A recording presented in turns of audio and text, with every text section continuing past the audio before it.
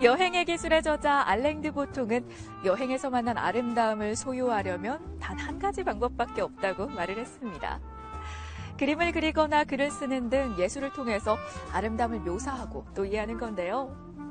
그래서 여행을 떠난 예술가의 작품은 남다를 수밖에 없나 봅니다.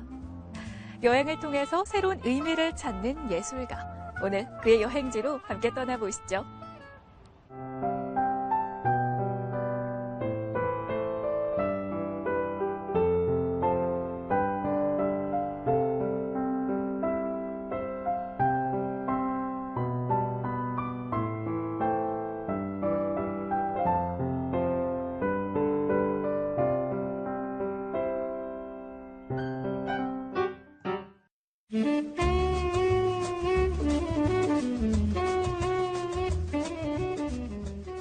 여러분은 하늘을 얼마나 올려다보시나요? 우리가 입고 있는 하늘을 그림으로 담아낸 작가가 있습니다. 오늘 김윤종 작가님 모셨습니다. 안녕하세요. 네, 안녕하세요. 네, 이번 전시 어떤 주제를 가지고 있는지 좀 소개 좀 해주시죠. 예, 지금 뭐 그림에 보이는 그대로입니다. 그래서 하늘을 주제로 해서 표현한 작품들이 대다수입니다. 그러니까 오랫동안 하늘을 주제로 그림을 그려오셨나 봐요. 뭐 특별한 이유가 있습니까? 예, 어떤 뭐 제 개인적으로 어떤 그 하늘을 또 좋아하고 어린 시절의 어떤 그 기억 뭐 이런 것들이 대다수 다 뭐 이렇게 표현하고 싶은 그런 정서적인 부분도 있지만 네. 소재에 대한 어떤 그런 그 한계 때문에 이렇게 하늘로 어떤 시각을 돌려서 표현하게 되는 그런 계기가 있었습니다. 하늘은 뭐 언제나 변화하지 않고 그 자리에 그대로 있으니까 그런 소재 한계성에 대해서는 극복이 될 수가 있겠네요. 예, 그리고 뭐 누가 그 사다리 놓고 저 하늘 올라가서 뭐 개발하지 않는 한 네. 뭐 어떤 그 최후의 자연이 아니겠나 이런 그 생각에서 시작하게 된 거죠.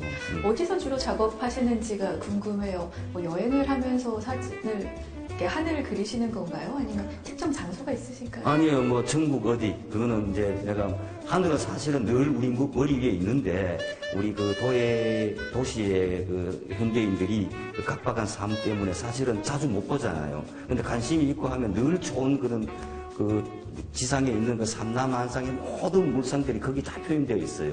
자세히 보면은. 그래서 그런 거에 대한 어떤 그 도시인에 대한 어떤 그 자연에 대한 향수, 어떤 뭐 그 꿈, 희망 이런 걸 좀 전하고 싶은 그런 생각이 좀 담겨 있습니다. 네, 좀 더 작품을 보면서 자세히 이야기 좀 해주시기 바랍니다.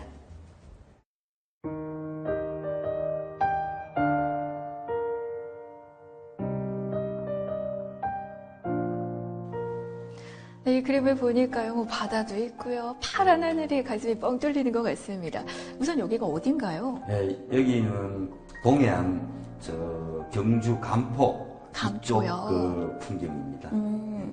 보면은 바다에 비해서는 좀 하늘이 많이 강조가 됐거든요. 그 이유가 있을까요? 예, 그 제가 어떤 화면을 구성하는 그 어떤 그 특징인데 일반적으로 보통의 어떤 그림들은 보면은 하늘이 거의 배경이라는 그런 인식을 하게 되고 그다음에 이제 그 지상의 어떤 그런 풍경들이 주제가 되는데 저는 역으로 하늘이 주제예요. 네. 그래서 이 하늘의 웅장함이라든가 어떤 그런 그 기운 이런 걸 강조하기 위해서는 이 화면에 차지하는 면적이 굉장히 이렇게 커지고 그 반대로 이제 땅이나 바다가 차지하는 면적은 비율적으로 보면 상당히 적은 이제 그 부분이죠. 그래서 어떤 그 대비를 시킴으로 해서 하늘의 어떤 그런 큰 그 광활한 느낌을 더 강조하죠.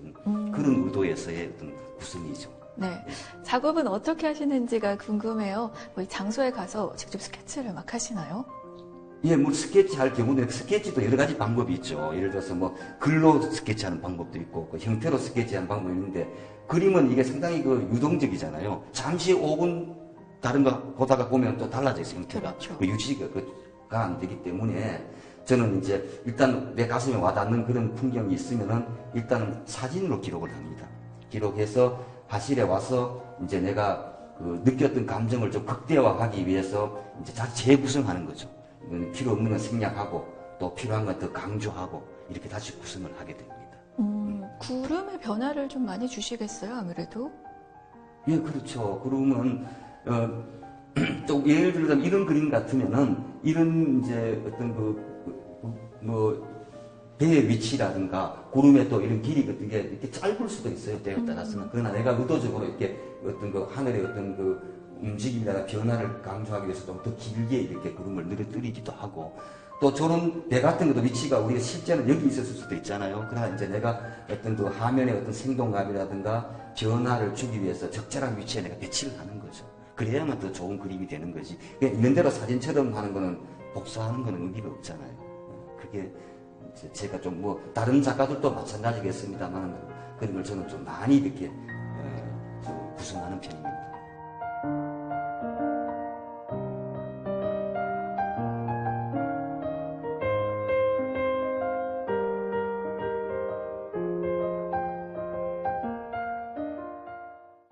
네, 뭐 앞서 봤던 작품은 규모도 그렇고요. 또 역동적인 구름의 모습에서 좀 장엄하고 그런 느낌을 받았다면 여기는 이렇게 풀밭인가요? 밭이 아니죠. 있고요. 보리밭. 아, 보리밭이에요. 네. 예전 할머니 댁도 생각나고 좀 소박하고 정감 있고 그렇습니다. 궁금한 게 이런 풍경을 그리기 위해서 일부러 찾아가시는 건가요? 예, 여행을 많이 하죠. 많이 하고 또 제가 시골에서 이렇게 자랐기 때문에 이제 그냥 여행 중에도 제가 경험하지 않고 이런 거는 지나치기 쉬운데 내가 과거에 경험이 있고 또 그런 어린 시절의 어떤 정서가 여기에 이제 묻어 있기 때문에 이런 풍경들이 금방 들어오죠. 보면 흔히 이런 길을 따라 이렇게 걸어가면 이제 저 뒤에 풍경이 상상할 수 되잖아요. 그걸 네. 뭐 그리는 방법도 있겠지만 그런 보는 이도 하여금 상상에 맞게 하는 그런 어떤 그 구도고 그런 이제 풍경입니다. 하늘을 작업하시다 보니까 예상치 못한 상황이 발생할 수가 있습니다. 비가 내린다든가 내가 기대치 못한 풍경이 나올 수도 있는데 그런 작업은 없으셨어요? 흔히 있죠. 예를 들어서 뭐 제가 해외도 이제 뭐 물론 스케치를 핑계한 뭐 여행 복합적입니다만은 특정 지역에 가가지고 일주일 동안을 있으면서 그냥 구름 한 점 없는 맑은 하늘만 보고 그냥 아무 소재 하나 없이 돌아오는 경우도 있습니다. 또 어떤 때는 그냥 예상치 않게 그냥 이렇게 뭐 목적 없이 이렇게 다른 용무로 이렇게 가다가도 네. 그 좋은 하늘 때문에 또 그 구름을 찾아서 그 또 방해 안 받는 곳에서 이제 그걸 보기 위해서 막 그 또 차를 막 그 한참 찾아가기도 하고 또 가는 동안에 구름이 변화해 버려 가지고 내가 봤던 형태가 없어지기도 하고 그런 경험이 많습니다. 예. 그러니까 하늘을 그리긴 하지만 구름으로 이야기를 하시나 봐요. 구름이 없는 그런 맑은 하늘은 그리지 않으시는 건가요? 물론 때로는 가끔씩은 작업을 합니다만은 또 거기에는 표현하고 싶은 그 이제 구름이 주는 어떤 그 조형성 있잖아요. 이제 이런 게 있어야만 그림이 이제 마무리되는 거지. 그냥 뭐 하늘만 하면은 내가 어떤 그 표현하는 어떤 기능적인 요소가 전혀 이렇게 표현이 안 되니까 네. 조금은 너무 단조로워진다 그럴까요? 그런 게 되는 거죠.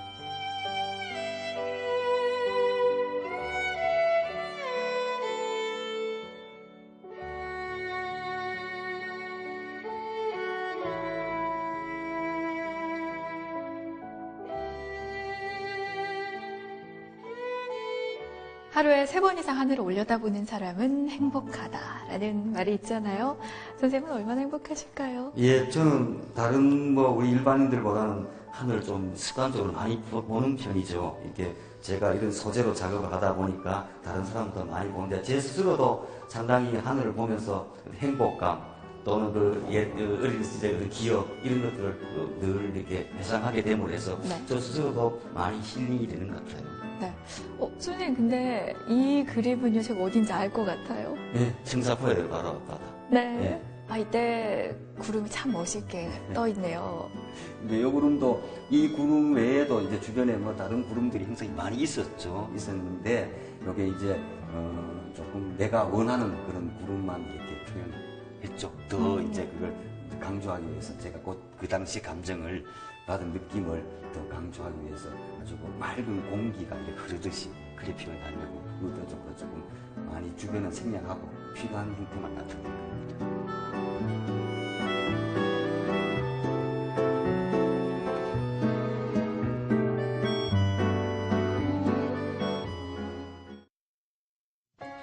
이 그림은 전까지 봤던 그림과는 좀 다른 것 같아요. 파란 하늘이 보이지가 않고 지금 빛이 하늘에서 싹 내려오니까 성스러운 느낌도 들고요. 그렇죠.